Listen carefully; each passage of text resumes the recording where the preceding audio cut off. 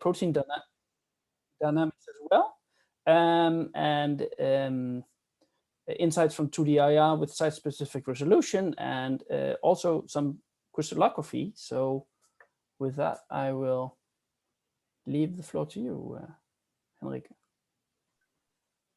Thank you very much. Let's see whether this works. Do you see my slide? Yeah. Okay, perfect. Thank you very much to Thomas and Maxime for inviting me to present some insights as well into protein dynamics, or actually dynamics of biomolecules.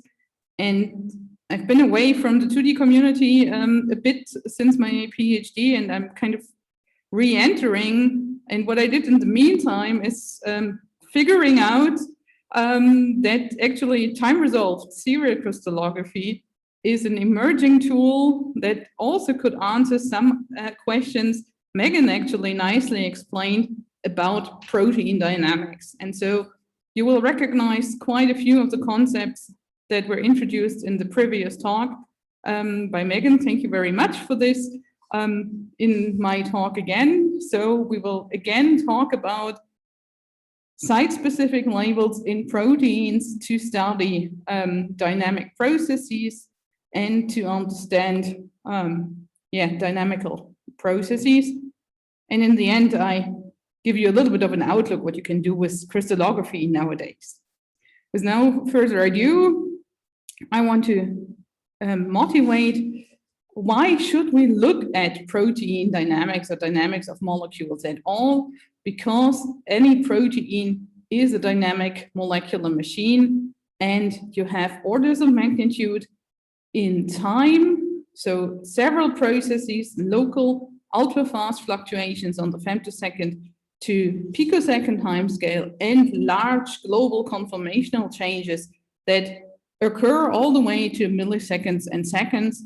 So proteins and their dynamics span really 12 orders of magnitude in time easily. And there are quite a few experimental approaches that I want to briefly revisit. So you all know also from the previous talk, bond breaking events, photochemistry, side chain rotations. This happens on the femtosecond and picosecond scale, and this could account as local motions, whereas processes like protein-ligand interactions or protein folding go on to be more collective motions. And what do we have as a repertoire in methods to access this? So of course, we have a lot of spectroscopy, in particular 2D-IR, and different flavors of that, like transient IR and 2D-IR. There is NMR spectroscopy, which is great to access protein dynamics down to about 100 picoseconds.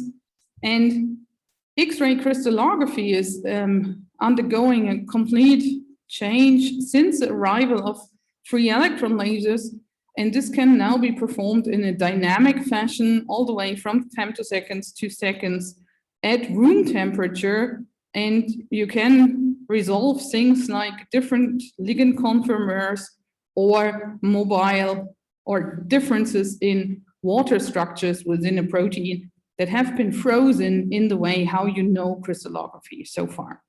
So this is maybe a little bit of a biased view on experimental approaches, but really what I think we need is an approach to follow dynamics onwards from femtoseconds all the way up, and with 2D-IR, the local flexibility can be accessed nicely.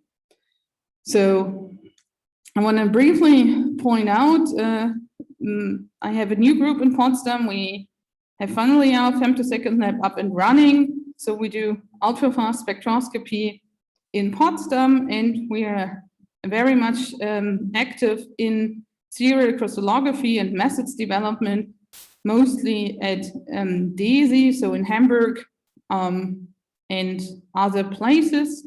And with the crystallography, we already cover this timescale entirely, and with 2D-IR and transient 2D-IR, let's see where we get at some point. So this brings me to this one very short introductory slide, reminding you of how does 2D-IR work. And here I already have one of these site-specific reporter groups. This is an A site, in difference to what Megan showed, where you've seen a lot of nitriles. We do a 2D-IR sequence, looking at the electronic ground state and coming out with what you know, bleach signals and excited state signals. The nice thing about 2D spectra are also the cross peaks we can observe, even though for protein dynamics, we might not analyze them too much. I want to point out, most of you are familiar in using that. I think everyone is using that by now. The regular time domain 2D-IR sequence. There will be some data which are old from my PhD, which are in frequency domain. Just to give you a heads up that this was more complicated. And I already said transient 2D-IR and transient IR are, in my opinion, also very important. So I think the technology has been developed and we can really address broad applications now. And this is what we want to carry out in Potsdam, not only on proteins. I think why we want to put a label into a protein, you've seen in Megan's talk. So we want to do 2D-IR and learn something about conformational dynamics of a protein and then record a 2D spectrum. And what is the problem? The problem is spectral congestion. So if you look at the gray signals, these are all protein signals. For instance, the amide-1 signal here, do you see my mouse? Okay, the amide-1 signal contributing from all the carbonyl oscillators in the protein. These are hundreds of signals hidden below each other. So we won't get local resolution from the amide-1 band. There's a lot of information there, but not site-specific. So the general concept that the community applied is using site-specific labels. Some of them work nicely in water. Some of them work nicely in water and D2O.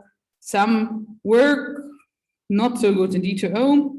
I will stick to azides, thiocyanate, and not so much of nitrile data today. And with that, I can tell you that using unnatural amino acids or chemical post-translational modification is really a way to incorporate a label where you need it to monitor structural dynamics in a protein. And this actually, of course, is accessible in solution, which is the one strong benefit, or one of the strong benefits of 2D-IR. There are quite a lot of vibrational probes out there. You already saw a long list of people who have tested different ones. And in my time in Frankfurt, during my PhD, I've again worked mostly with azides and nitriles. Here we have the signal of an aromatic azide. This is acetophenylalanine. And you see this has, depending on the solvent, quite a bit of substructure already for the label. Cyanophenylalanine, what Megan showed you, is definitely one of the best ones of the ones I can point out here. The vibration lifetime could be longer. The signal intensity could be a little bit longer, but the line shape is clear and this is not disturbed by any shoulders or anything. Acetohomoalanine is an aliphatic azide. It has a relatively high extinction coefficient. And also here the line shape is not, is pretty good understood. Another way to incorporate a site-specific label is the use of a thiocyanate and a cysteine. And I already have here methyl thiocyanate to show you. This shows a strong solvator-chroism, which makes this signal a very, or this label a very good reporter group. Let's have a quick look at the aromatic, at the azides. So the aromatic azide, you already see that in the linear spectrum. If you look at the 2D data, and again, this is actually frequency domain data from Frankfurt. you see there are a lot of sub-peaks already and things that appear like a cross-peak. The reason is there is a strong Fermi resonance between the A site and the aromatic ring. And this is, in my opinion, the reason why acetophenylalanine was tested a lot in the community, but didn't stick around as being the most popular vibrational probe because of this complication. Acetohomoalanine, so the aliphatic A site here is on the right side, works in solvents like THF and also works in water, can be detected nicely in water, and that can be incorporated into proteins as an analog of methionine, as a structural analog of methionine. So what can you do with these vibrational probes? I worked on energy transfer. This is an example in a small molecule, but illustrating why the site-specific group is interesting. So we have here the A site and the large rest of the amino acid. We pumped the A site and did a two-color 2D-IR spectrum and observed the time, the peak times for the different cross peaks. And this is correlated to the distance. And it's the first example that with two-color 2D-IR and a site-specific label, you can follow nicely the energy flow or the vibrational energy flow through a small molecule with this approach. We compared it to DFT calculations because here in the Mi2 region, in the yellow part, there was a bit of confusion. When I did DFT calculations, it didn't predict the order of bands in the right way, whether the ring mode would be at higher wave numbers or the actual Mi2-like mode. And that is solved by 2D-IR and the time dependence. So there's one very fast signal with 1.1 picosecond. That is actually this peak corresponding to this peak. And there is one much slower signal, the slowest of all the signals that we have here. And that is reflecting the longer distance to the amide 1, the peptide bond. So actually with site-specific labels or site-specific resolution, you can track vibrational energy flow in very great detail. Conformational dynamics can also be studied with site-specific labels. I have here a small protein domain that binds a peptide.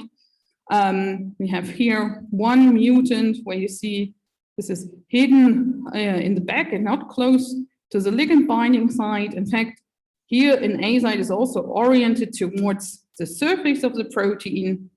And again, I want to remind you, this is frequency domain data. There are only these 4 time points. That's why I do a little bit of a crude analysis and not a full CLS analysis. There is spectral diffusion, and I interpreted that the side chain is relatively flexible. When I compare it to this mutant where the A site is located in the binding pocket, and we actually see no changes on the accessible time scale of 2.5 picoseconds. The third application on the same protein domain I worked on is protein-ligand interaction. And again, we see, similar to what Megan showed, we see very small changes in the FTIR spectrum. So only really a shift of the shoulders.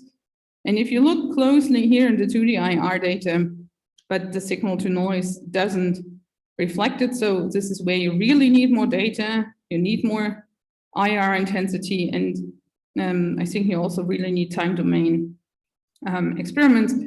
We see a little bit of a difference of a shift for the ligand binding in this data. So you can, in principle, study ligand binding and the influence of a ligand on a label.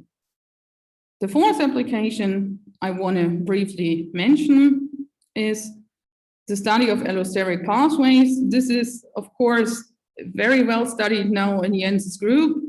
in Frankfurt. However, it started already back in the days during my PhD with this question: can we measure information transfer in this PDZ domain that you see here on the top? Here is a theory paper that motivated this work, which actually, got me into thinking about allostery quite a lot. And ideally, I would have liked to do an experiment where you inject heat or disturb a protein at the cysteine side chain, which is at the binding site, and follow the heat transfer through that protein. To do that, you need an injection source and an acceptor. This is what I tested and did here. So this is an azolene to inject heat into vibrational modes, and azide acetohomoalanine as a reporter group. This got published in 2014, and the Bredenberg group is still using this, what we called wet pair, for tracking vibrational energy flow. Already then we started to also look at other systems. This is a beta sheet rich small protein, because we wanted to compare through bond transfer to other transfer pathways. And also, this is like the final chapter of my PhD. I wanted to look specifically at this PDZ domain, exciting an azolene in a ligand, because this is how the system could be constructed due to molecular biology constraints, and probing an azide in the protein. You see, this is the final result of my PhD, end of 2013. We didn't get a signal, but in the meantime, I think Peter's group has really addressed allostery in this protein domain a lot, and Jens's group has worked on understanding energy transfer and is also addressing this question further. So with that, I gave you an insight into why we need vibrational probes. There's been more work in the field of thiocyanate. Thiocyanate is a perfect vibrational probe. It's a sensitive Stark label, can be incorporated into proteins by conversion of a thiol side chain of cysteines. And this has taken on in the community, driven also by work in the Boxer group on nitriles and thiocyanates. Is a great review where the Stark effect and the observation of solvator-croism is discussed, and how you can really measure an electric field. And also of the 2D community, quite a lot of people have designed more theory. So I point you to their papers. Bottom line is thiocyanate as a functional group is a great vibrational probe, because a solvator-croism can be attributed to the vibrational Stark effect, and it's not extremely complicated. Rather, it is well understood, and it's not disturbed by hydrogen bonding or other effects. So it works in proteins. There's a long vibrational lifetime, so it can be applied in proteins, and maybe not only in proteins. And this is the new part I want to present today. We've been talking in the community a lot about proteins. I look at a cell with a view of a biochemist, because this is actually my background. And if you look into a cell, you see a crowded environment with lots of macromolecules and not only proteins. Other people in the community have looked at DNA. Lipids are also studied with 2D-IR. And what I want to show you today is that we actually maybe should also have a look at carbohydrates. If you take a more biochemical perspective, because carbohydrates are actually highly important in biology and biochemistry. There's a huge field of glucobiology emerging and becoming much more important. So carbohydrates are important for protein-ligand interaction, cell adhesion, inflammation, and especially also in antibody recognition and the development of vaccines. So those of you who are vaccinated, you got a vaccine against the spike protein of SARS-CoV-2, and this protein is a highly glucosylated protein. So all these gray parts, these are sugars. So carbohydrates and chains of carbohydrates play a very important role in biochemistry. And why can't we study those also with 2D-IR? Or could we actually make a start in this direction to look at protein-ligand interaction and molecular recognition, not from the protein side and labeling, but rather from the ligand side in case the ligand is a carbohydrate. And this is what we do. We have now a library of monosaccharides, so single sugars, with thiocyanate as a label incorporated at always here at position C2. So this OH group has been exchanged to a thiocyanate. The chemistry is done in collaboration with the organic chemistry group here in Potsdam. And we have, of all these sugars that are underpinned in yellow, we have a pair of what's called the alpha and the beta configuration. This refers to the closed ring of the sugars, and the data I'm showing you in a minute are always referring to the closed form of the sugar. And if it's a beta sugar, then the OH group and at the carbon 1 is pointing upwards. And if it's an alpha configuration, the OH group is pointing downwards. And you would think this looks like a very simple molecule. Already this diversity in orientation of OH groups upwards or downwards with respect to the thiocyanate gives us a lot of different spectra and information in our IR data. So I will try to take you through some of the data we got now. We have, as I said, a library focusing on labels at the C2 position. Our collaborator could also label C1 and C3. The other positions are a bit more complicated due to the chemistry. So here are results from the FTIR data. Here I show you 4 pairs of sugars.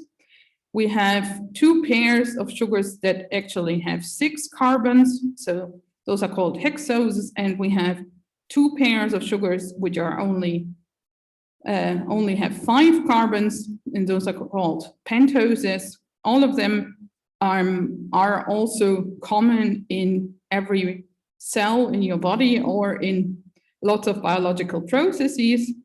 And what we already see, these are the 2 hexoses. If you only change the configuration on this C1 position between alpha and beta, we see a shift, or we see a change in the line widths, or we see shoulders and again a shift. This is quite a complicated puzzle that we're currently putting together, but trends are similar between the similar pairs of carbohydrates. And here I want to show you an example of the 2D-IR data.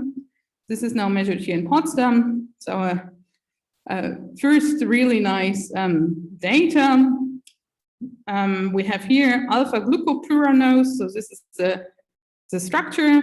The lifetime of the thiocyanate is similarly long as in proteins. So you see we still can record data at 50 picoseconds, and we can easily detect enough data to record enough for a center line slope analysis. And the data, again, if we only change the orientation of this small group, changed. So this is from alpha to beta. Sorry, it's always not moving further. We see here the center line slope gives another time dependence. The signals look very similar. And if we compare these two, these were the sugars where we see a big shift for the thiocyanate. In fact, it's really the orientation to this, in our case, it's an O-methyl group. And we see different CLS times reflecting maybe probably the different mobility of the thiocyanate in the sugar. This is a similar example for a pentose, so a sugar with 5 carbons. Again, we have the alpha orientation and data out to 30 or even more picoseconds. I show here data to almost 30 picoseconds. And we have the beta configuration. Again, the centerline slope gives a totally different time scale. This is a sample where we had a bit of a shoulder in the FTIR data for the beta configuration. And this is how we interpreted that the beta configuration has a little bit of more, sorry, this should have been the other way around. So the beta configuration is less mobile. We see a faster time, and the alpha is differently mobile. We see a longer time. This is actually where we are currently debating and debating also with our collaborator how to put the data together, because the shoulder is unexpected. We had one interpretation for the FTIR data, and we're just putting that together with the 2D data.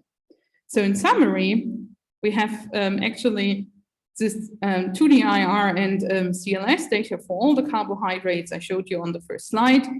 Site-specific labels are great tools for 2D-IR. They add local and spatial resolution. But keep in mind, maybe not only proteins can be labeled, but we can look at ligands and other macromolecules and label those as well. We start currently with this monosaccharides, focusing on the thiocyanate label, and we are currently trying to understand our 2D data much better. And if someone is interested to calculate a bit on the SCN in sugars, we are really looking for collaboration to add support from the theory side. So this is my take-home message for 2D-IR. I want to take the time briefly, I think I might have still a few minutes, to talk about time-resolved serial crystallography and why you should watch out for that, because this field is rapidly emerging and it needs total support from spectroscopy. So I entered there when I was a postdoc in Toronto, and this is where I spent most of my scientific time the last few years, looking at different proteins and their dynamics in experiments from femtoseconds onwards. We've developed some special sample delivery target that might be also useful for the spectroscopy community. And what I want to show you now, because it connects to the topic of allostery that I mentioned before, are results from the enzyme defluorinase. This is actually a very slow enzyme, so no ultra-fast dynamics anymore. That can break CF bonds, and this is how we did the experiment. So this is a homodimeric enzyme, so it has 2 subunits. We've used a photocaged compound, where we're currently in Potsdam doing much more spectroscopy on, also to initiate the substrate release. Serial crystallography is an irreversible technique, so we can also use an irreversible trigger here. Upon a laser shot, the substrate is released, and this is the time 0 for the crystallography experiment. And then we observe the changes in this specific experiment on the millisecond to tenths of second scale. And this is a non-photosensitive protein, and actually the first example of a time-resolved crystallography experiment on a non-light sensitive protein. And what did we find? We got 18 structures along the full catalytic cycle. And I want to only point out here at 2,200 milliseconds, we observed a covalent intermediate And maybe this is different than what you expect from crystallography structures. So we see here in green a covalent intermediate, but we also see two conformations of the ligand in the binding site. So thinking of energy landscapes, we see clearly our ensemble of molecules that we have studied for this crystal structure has a diversity, has different conformations, and we see here this differences also in the crystallography data. And can deduce some of the mechanistic details from this. The interesting part is actually this. This is a cartoon version to explain it a bit. We have found that this homodimeric enzyme only does catalysis on one side and not on the other. So if you see my video, sorry, those of you who see my video see my hands because I try to show it. So it's only one subunit that's active per time, and the other one is switched off. And somehow the other one subunit needs to know when it should be ready to do the experiment, or sorry, the catalysis. And this is this information is transferred not by huge mechanical motions, because we have not found huge mechanical motions or structural changes in this whole protein besides the active site. What we have found is that between the two subunits, here are serine residues, and we find ordered water molecules. So before the catalysis starts, there's a complete wire of 4 ordered water molecules, and X-ray can only see the ordered one. When the catalysis is pursued, we see 1 ordered water molecule per subunit, and at the time the bond cleavage happens in one subunit, in the other subunit there's an ordered water molecule. And then when the catalysis has happened, this water wire builds up again. So it looks like the allostery between these two subunits is transmitted, or the signal is transmitted with the help of this kind of water wire. And with X-ray crystallography, we don't manage to get much further, but this is an example, it's what's completely unexpected, that this protein undergoes no large conformational changes, and that there is actually this kind of allostery. And now that we can actually see much more water in crystal structures, this is a question to ask, and maybe 2D-IR can even help there, whether water-mediated allostery is a general principle and 2D-IR could support this. And with that, I leave it. Thank you very much for listening, and also again to Thomas and Maxime for inviting me. I want to point out, of course, I'm not doing all the experiments in the lab. We have a very nice, friendly, motivated group. Philipp Gasse has been leading what we call the SWEET project since the beginning, and Till Stensitsky helped with and led the 2D-IR experiments right now. Yannick Pfeiffer and the rest of the group really were crucial in getting our lab started and the laser lab up and running. And I want to point out, this has been a very interesting pandemic time. Chris Middleton and Tom Prinzer, without your willingness to do a transatlantic trip in the pandemic times, we would not be able to measure these nice data already. Thank you.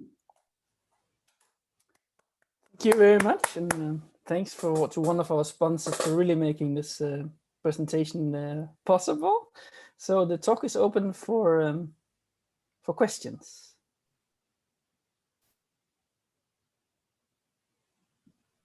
Maybe I can just. Oh, there's Megan has a question. Yeah, I really love the carbohydrate direction. That's definitely where we can go. They're super awesome. I guess my question with that is, maybe you don't know how hard are these to label? I saw meaning you can add the thiocyanate. Is that like a very harsh chemistry? I guess, could you do that chemistry after the sugars are on the protein already? And then I guess along those lines, I saw that all your hydroxyl groups were protected. Is that necessary? I think you catch the tricky part. So the data I showed were of protected carbohydrates. We have tested different protection groups. This is actually carbohydrate chemistry is a big thing here in Potsdam. So this is part of why we got into this direction. So the deep protection works for some of the protection groups.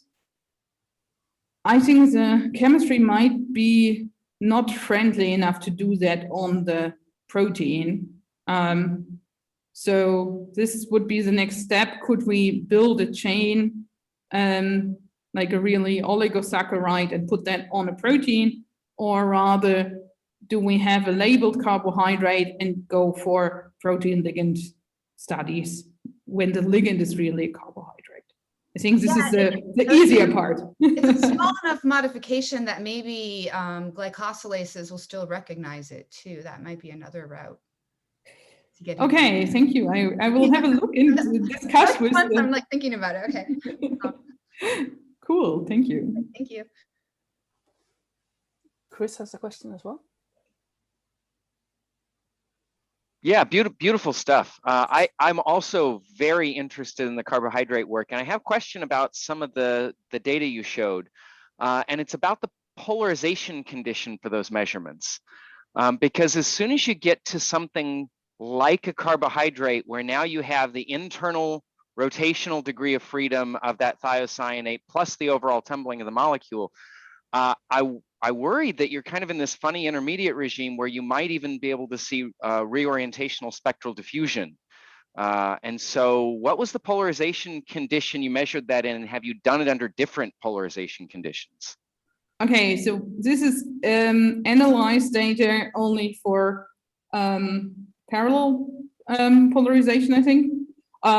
We have detected both parallel and perpendicular, and we haven't analyzed the other data set yet, but this is something we certainly should do with respect to that. So this is something I haven't thought about yet. Thank you. Yeah.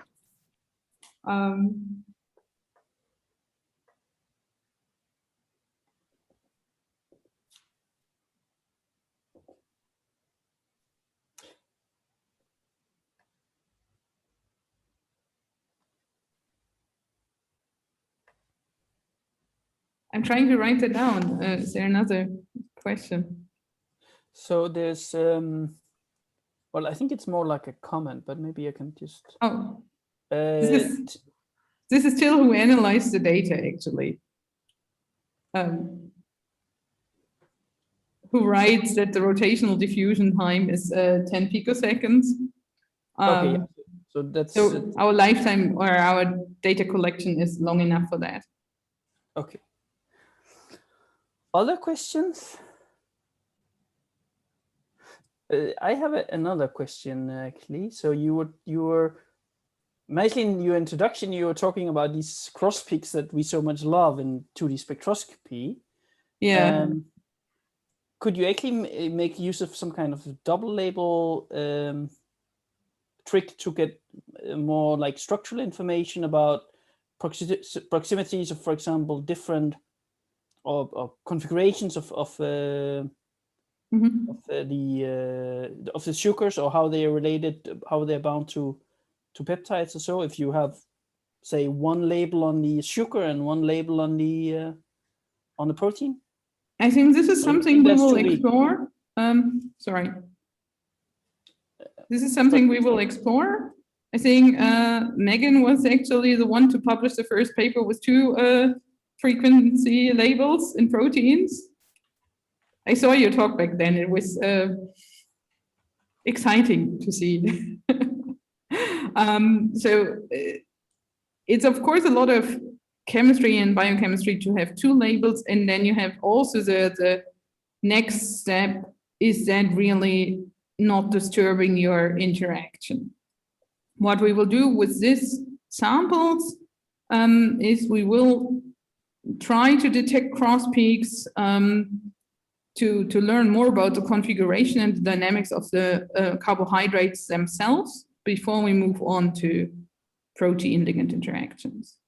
Yeah, but if the distance is far enough in terms of wave numbers, then of course you can try these tricks. Yeah, very cool. Other questions?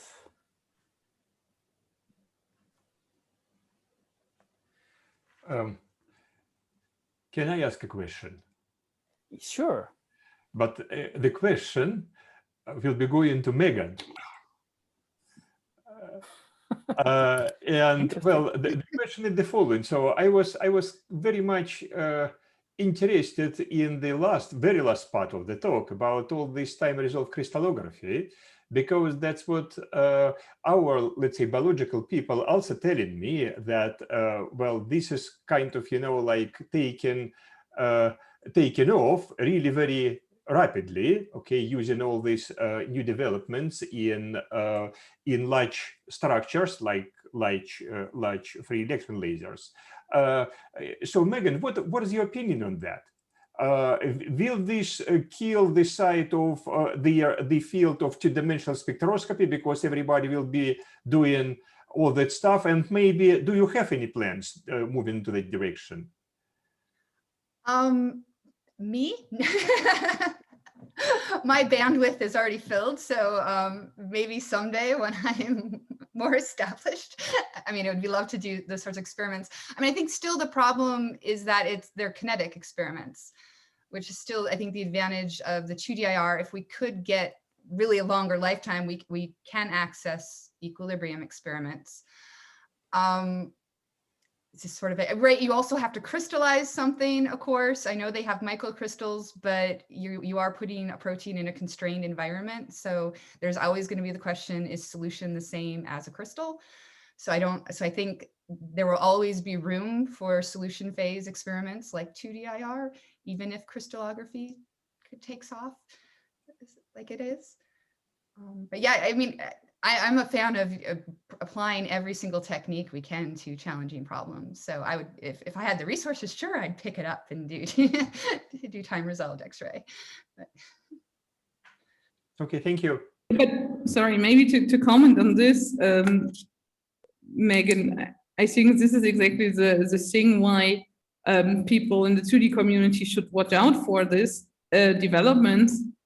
Because currently it's a little bit still the Wild West, and there are people analyzing data who have never heard of ensembles and never thought about this kind of structural dynamics. And also there are a lot of temperature dependent experiments. So this kind of equilibrium or more equilibrium style. And it's always a huge collaboration. So, and most of these would benefit really from people with a spectroscopy view. Thank you.